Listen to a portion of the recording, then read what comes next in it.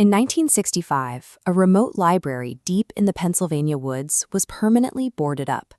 The local government stamped and filed the paperwork, citing a remarkably mundane reason for the closure: insufficient funding.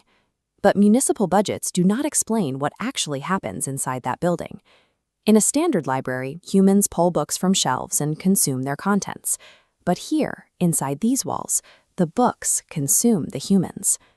In the natural world, certain structures are designed not for shelter, but specifically to attract and trap wandering prey. These physical spaces are engineered to act as functioning snares, constructed out of wood and paper. Every trap requires a specific type of prey. Oliver Hayes, a writer searching for absolute, uninterrupted isolation to finish his work, matched the library's targeting criteria perfectly. When Oliver arrived at dusk, the structure presented exactly what he wanted.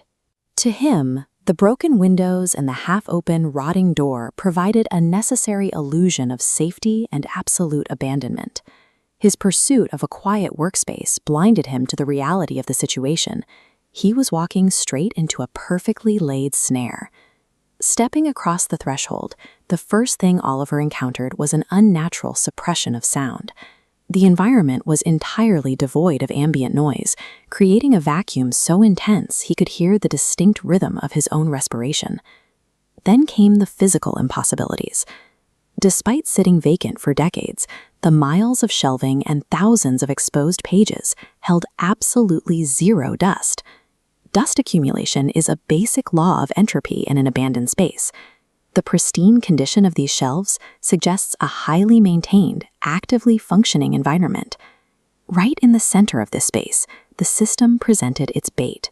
Placed conspicuously for Oliver to find was a single volume. Deeply embossed into the vintage cover was his own name. He opened it. Page 1 contained a flawless, detail-for-detail account of his entire life up to that exact moment. Page 2 narrated his current actions in real time, and the third page was entirely blank. Faced with an abruptly unfinished timeline, the human mind finds it nearly impossible to look away from the unwritten future of its own life. By focusing on that blank space, Oliver's attention became permanently locked. With the target engaged, the trap initiated its lockdown sequence. Behind Oliver, the heavy wooden doors violently slammed shut, sealing the perimeter. The architecture itself then woke up. The structural shelving began to violently vibrate. All around him, hundreds of dormant volumes snapped open, hovering and rapidly cycling through their pages without any physical wind. Looking closely at the blur of fluttering paper, Oliver saw the true scale of the trap's inventory. Every single book contained the meticulously recorded biography of a previous visitor, each terminating with the word "end." The absolute silence was finally broken by a disembodied command echoing through the aisles, instructing Oliver to finish his own story. At this stage, the snare overrides the victim's motor functions. A pen clattered onto the table. Oliver watched as his own hand reached out, gripped the ink, and began moving across the blank paper entirely against his conscious will. He watched his own handwriting form the confession: "I walked into the library. I will never leave." His hand scratched out the final 3 letters: E-N-D. At the exact moment the period was placed, Oliver's physical body froze, and he slowly faded from existence.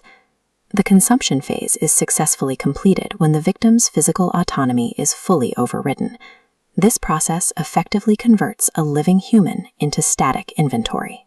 By sunrise the next morning, the environment had entirely reset. The violent kinetic energy was gone, replaced once again by absolute, undisturbed silence. The only evidence of the previous night was the physical output of the snare's process. Oliver's fully completed, neatly filed book now sits permanently on the shelf. This is a self-sustaining archival engine, a calculated system designed to convert living creators into a permanent record. This diagram maps out the logic of the curse, running on 3 phases: target acquisition, data extraction, and archival storage. This continuous cycle guarantees endless inventory, the system resets and waits for the next wanderer. If a supposedly abandoned system ever presents you with a perfectly tailored reflection of your own life, leave. It is a mechanism designed to script your end.